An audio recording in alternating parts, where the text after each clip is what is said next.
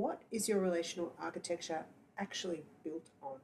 Did you know that there are two paradigms and that you could actually be relating from one or the other? Did you know there was a different way to be in a relationship? Today, I want to talk about what's really going on in your relationship, why, no matter how hard you've tried, you haven't been able to change anything, and why now is the best time to really pull your big boy or big girl boots on and get in and shift your relational architecture. What I've noticed in all of my work is that there is a form, there's an underlying foundation that lies just below the level of our conscious awareness, and that form stays. It's almost like if you imagine we're in a cage, we've been raised in this cage, this structure, let's call it a structure, a house. We've been raised in this house. We've been taught how to relate in this house. We've watched our parents, we've watched our grandparents, we've watched our friends, we've watched television shows. And so we've had an idea about how we should be relating to people. And it is often based on outsourcing our emotional needs. We want to feel safe, so we look for a partner to feel safe. We want to feel like we're good enough, so we'll be proving ourselves to people all the time. We'll be achieving, we'll be getting more material things, we'll be trying to do things that make us look as if we've got everything together, because often we don't feel like that on the inside, right? But we're doing everything externally in order that we can feel okay on the inside. We're actually outsourcing our well-being to money, to people, to things. We don't realize that we're outsourcing our well-being, but what this means is that we're really then being held hostage, because we have to do things, for example, in a relationship, to keep that person happy. If he is responsible for my well-being, if he is responsible for loving me and keeping me safe, and if I don't feel loved, if he's not loving towards me, if I don't feel cared for and of value unless he's treating me with respect and doing things for me, then essentially my whole life is dependent upon him showing up and being the same way that I need him to be. Now that's really quite an impossible task, because for a start, well, he's human, so how can he possibly show up the same way I expect him to? And also, well, there's no freedom in that for him either. And thirdly, if I have all of these ideas about who he needs to be in order for me to feel okay inside myself, what is that saying about the freedom that he has and even the freedom that I have? I'm completely volatile and dependent on how he shows up. So over time we get these relationships that they start to flatline. Like, this is completely unconscious, right? Perhaps you've got more of an awareness around it if you've looked at things like attachment theory, or if you've done a bit of personal work, you probably have some understanding of it. And to be honest, there's so much information out there on all of this stuff. So chances are you've seen this. So you're in a dynamic of relationship, and because the dynamic constantly runs, and you're not even quite sure why, you know that you don't want to stay silent, you know that you don't want to walk on eggshells, you know that you don't want to keep the peace, but you find yourself doing it. You find yourself people pleasing, you find yourself staying silent when you really want to say something, you find yourself putting up with things that really have just really made you collapse on the inside, and you don't feel empowered enough to do anything about it. And so you're in these relationships, and over time what happens is we actually disconnect ourselves from each other because we're running these patterns. We feel more resentful. We feel like we have an idea of who that person is, and we blame them. Like, they never do that. They never help out in the kitchen. They never put the toilet seat down, whatever it is. We've got all of these things that we develop over time in a relationship that we sort of just accept as, well, that's normal, isn't it? But it's not natural. What it actually shows me is that underneath all this, there is an architecture of relationship that is keeping you in a structure that actually doesn't help you feel empowered. It doesn't help love flourish without distortions. And that is very possible. And actually, it's really good news, because when we have these dynamics, we can feel incredibly frustrated because they happen over and over and over again until we're at the point of exploding. And it may even be that we've done all of this research, we've done all of this reading, we've done our work, we understand it, but we cannot break the pattern. And that's because it doesn't really matter what you do if you're in the same structure, or you're in the same house, you've done the renovations, you've put up new curtains, you've painted the walls, but to be honest, the whole house needs to be just smashed down. You need to walk out the door, and you need to get yourself into a new house, or into no house actually. because that's what it feels like when you shift the architecture of your relationship. It feels free. That's one relationship. That's what many of us have been raised on. Now let's talk about what is possible for us in a new relationship. And these are, I truly believe this is where relationships are going. This is a new architectural structure, and it is not founded on outsourcing anymore. It's not based on fear of not being good enough, fear of having to do the right thing, fear of keeping other people happy. All of that is just gone. It's actually founded in truth. And the truth is that when I'm here with me, when I'm present in my body, I know what I need to do for me in any time. And I'm not prepared to sacrifice myself or throw myself under a bus in order to keep the form or the relationship held together. We start to let go of all of our expectations and our outcomes, like having to create this outcome of a long-lasting relationship, for example. If I believe that, if I'm holding on to my relationship lasting forever, till death do we part, then what do I have to do in the short term to make that happen? I have to swallow down my feelings. I have to put up with stuff that is totally detrimental to my self-esteem and my self-confidence. I can't say what I really want to say. I'm not empowered. I don't have self-agency. So what if us letting go of everything that might come in the future, our whole concept of how things should be, what if us letting go of all of that and actually coming back into our true nature and starting to learn to live from being present in ourselves and developing these 7 capacities that I've identified so that we can stay present, so that we can relate from a coherent state?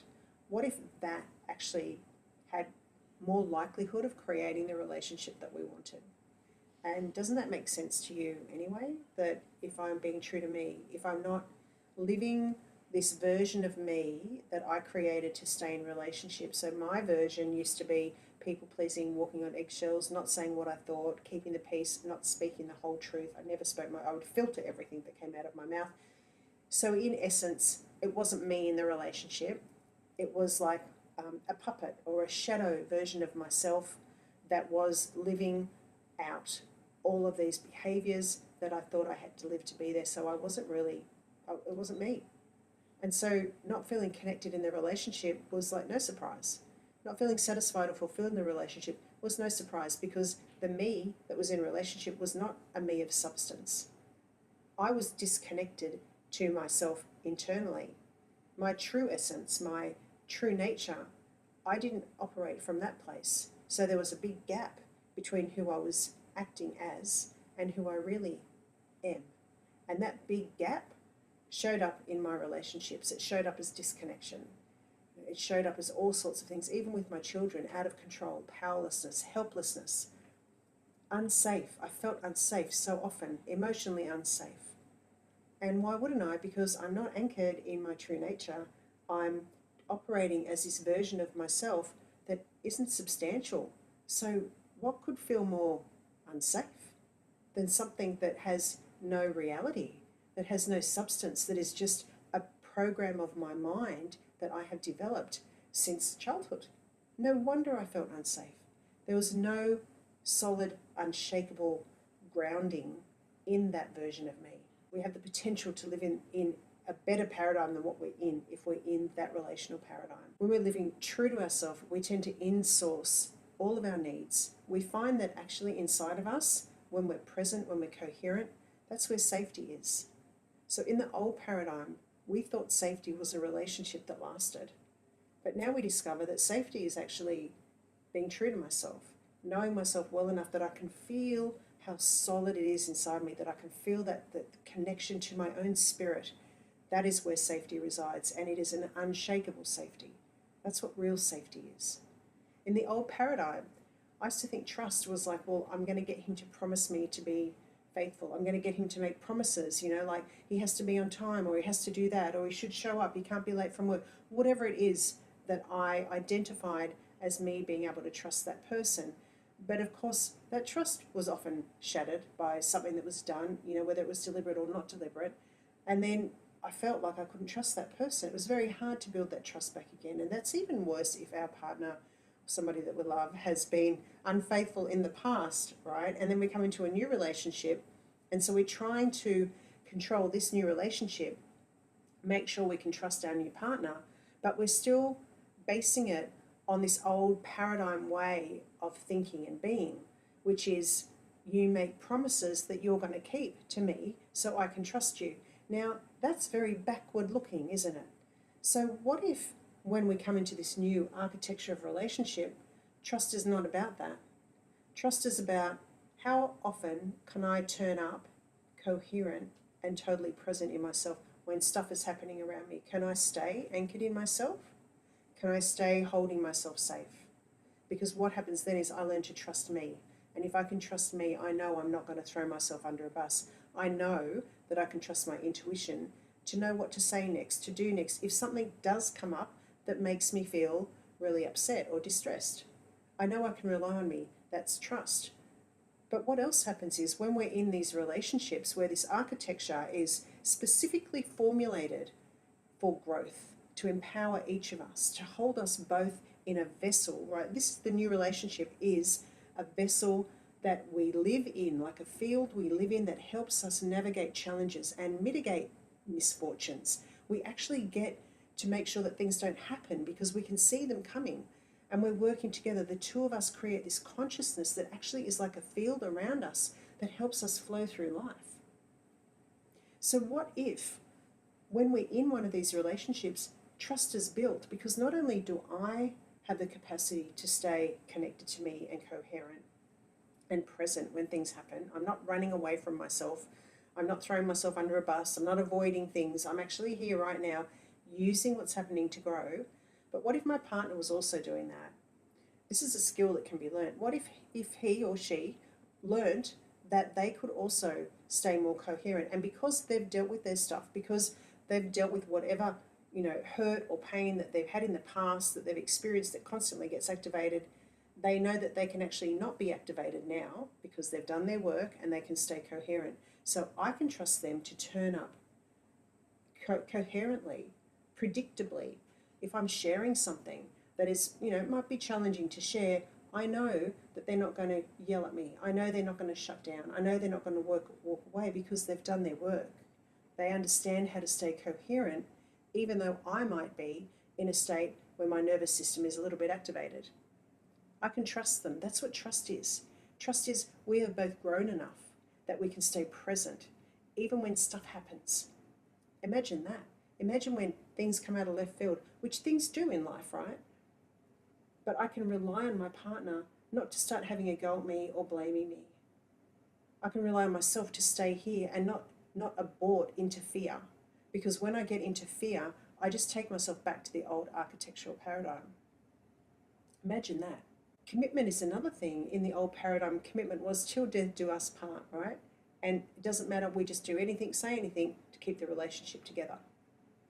In this new paradigm, we talk about commitment to process. The most important thing is that I use everything that happens in my life for mastery. Even if something is like quite distressing and really upsetting me in my relationship, rather than me going off my head and thinking about how I can resolve it and having this urgency to resolve, to make things right, to keep them happy, feeling responsible for how they feel, none of that. What I do now is I'm like, oh, this is an opportunity for me to achieve more mastery so that I can actually stay more present, more coherent, so that I can be more true to my own nature. And from that place, I create a flow and a peace, and I actually find new solutions. If I come back to coherence first and I allow what's happening in the emotional world to happen, the relationship actually starts to reorganize itself. Now, in the old paradigm, we have not done that. When things feel really bad, where our body tenses up, and our first thing is, how can we control this? How can we fix this? How can we make this better? We're getting in the way of this natural process that wants to happen. Growth does feel uncomfortable. The reorganization of the field that we're in, this relational field, does feel uncomfortable. But if we can stay with it, it's going to reorganize itself, and we're going to see, wow, that was an amazing outcome. And I've noticed this in my own life. When I don't get in the way, when I ride it like a wave, when I hold myself as present as I can with what's happening and I get curious, I actually move through this uncomfortable moment and I get to the other side and I can see there's growth. I can see there's a solution. What architecture is your relationship based on? If you know that you run these old patterns, that you can't stop controlling, that you have to do everything, that you go, go, go, go, go all day, if you know that you are one of those people and that you have tried and tried and tried to give yourself space and time, and you know you should meditate and you know you should do this, but you keep choosing not to, I'm going to challenge you now. Are you happy to live the rest of your life like that? Because I'm telling you, it's only going to get worse. If you're honest, you would probably notice that it has already gotten worse. You never get a better life living those strategies out. Solutions don't come from keeping the peace, from people pleasing. You just erode any sense of connection in your relationship. You erode self-trust, you erode self-belief. But you might say, I can't stop them. I want to stop them, but I can't. You can stop them because there is something more powerful in you than that strategy, that behavior. I want you to stop identifying with that. If you go, this is me, this is who I am, it's going to be hard. But if you go, actually, that's a behavior and it's a strategy that I run, you're not identifying with it. You're not owning it. Stop owning it. It's not who you are.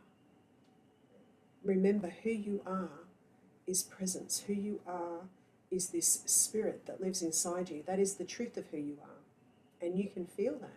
That's that deep knowing. It's that sense of peace and calm. It's a sense of everything's okay. Like, you may not feel it often, but I'm sure at some point in your life you felt that inner sense of, yeah, I'm here. Even just putting your hand on your heart and saying, I'm here with me. How does that feel?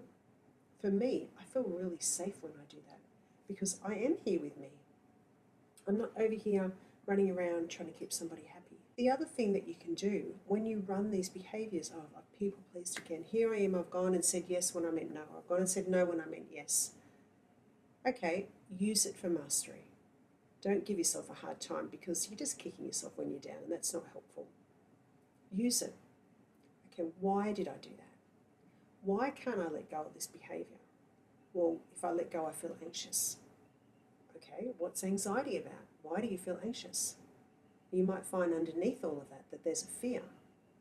Find out what it is that you fear, because that old relational architecture is founded in fear. We live in a structure that is firmly founded in fear, and we expect that we're going to get love. We expect that we're going to find love. We expect that we're going to find contentment one day if we just try hard enough. That is not how it works. When we change our relational architecture, and actually, do you know, it's a process of applying 7 capacities to your life. You just get stronger in those capacities and your architecture naturally starts to reorganize itself. When you start to do that, you feel more love in your life because you love yourself more. You feel more secure, you feel safer. You're not running behaviors that create division anymore. You're able to love freely. You're actually opening up your heart. You know, over here in this old architecture, is our heart is so full of hurt and pain and all the memories and everything that many of us just haven't processed, that we cannot open our heart. We cannot feel clear. We cannot feel even courageous. All of those things live in our heart. But it's no surprise that our hearts aren't generating the love that they can generate because they're so congested or they're closed up or they're armored up. When we start to live in this new architecture of relationship, we learn how to clear that out. We learn how to activate our heart. We notice that when our heart becomes more open, we become clearer. We can see things. We know things that we didn't used to know. We know what to do next. We feel courageous. We have a lot of self-love, and love naturally is generated from our heart. That is actually the natural state of every single one of us. We all generate love naturally when we sit in presence, when we're able to stay in that coherent state. That is what we're here for, is to generate this love. Because can you imagine what a relationship looks like then? It looks like I turn up, I already feel love, right? So I'm not here to get anything off you. I'm not here to trade love. I don't have to people please you, sacrifice myself, say yes to you. I don't have to do anything to get love back. I'm already full of love. My heart is full. So I'm not trading anything. I'm just turning up as myself. And what that also means is that I'm okay if you turn up as yourself. I don't need anything from you. So this new relationship becomes about two present souls that are in a growth process, both learning to master themselves and develop their capacity to stay present, to stay coherent in whatever happens. This adventure that they're on together because they're in a relationship, which is so much more powerful because both people are doing this work, are staying present and coherent. And it's founded on love. Love is a given. So it doesn't matter what happens, you've always got your foundations. They're firm, they're anchored. You don't need to trade anything. You're constantly expanding rather than the old architecture where you're constantly contracting until you feel like you're in a cage and you just can't move. So I'm going to invite you to actually come into this new architecture of relationship.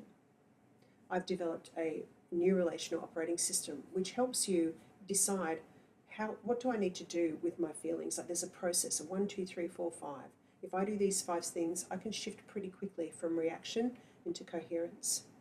There are 7 capacities that I teach which actually strengthen your ability to stay in this architectural paradigm. It's very clear methodology. And I feel like as humans we need that, right? For me, I needed to know how to cross the bridge from that architecture to this architecture. That bridge is all about emotional mastery, self-mastery. And if I can apply a methodology, I can start to see that already, very quickly, I'm living more and more in this new paradigm of relationship, which feels good. And can you imagine as more people come into that new architecture of relationship, how it will impact the world around them? Because they are in a coherent state. So the children around them don't have to muck up. They're not expressing things that the parents don't look at. They're not poking the parents because the parents are already doing their work. They're coherent. So the kids naturally, that is a natural wave of coherence that happens in a family. It's incredibly empowering. And it is actually your natural state. It's not normal yet, but it is natural. So if you would like to know some more about that, feel free, book a call with me. I give 15-minute free calls just to tell you how my program or my intensives might help you. Otherwise, have a look on my website. I run 2-hour masterclasses every month. And these 2 hours, we get to actually pull apart the architecture of the old relationship. I take a very small group and we work on our relationship. We actually work it out between us. You can come alone. It doesn't matter if you're with a partner or not. And you have a look at how your architecture is set up, and then we start to talk about the capacities that will help you start to build and create a new architecture right here and right now. And so you'll walk away with some real solutions. And the other thing I offer is 8-week immersive programs where I take you through the methodology so you can learn a new relational operating system and those 7 capacities. We go through it step by step, and you're applying things every week, every day, like the practical side of things, which is what we need to be able to embody this coherent state. It's not more information. We've had a lot of information and we've stayed in the same structure. This is all about your emotional world. It's all about your capacity to feel. It's all about your capacity to open your heart and activate the powers of your heart so that you can start to live through them. That is a feeling experience. It's not a head experience. So essentially, over the 8 weeks, you move from your head to your heart because you start to develop the capacities that allow you to do so. Just do the free diagnostic if you haven't already, because that will tell you where your relational architecture is and give you some solutions. There's lots of free resources there. I give you some videos and I give you some suggestions to start applying right now. Thank you so much for joining me. I look forward to meeting you one day soon. Sending you love.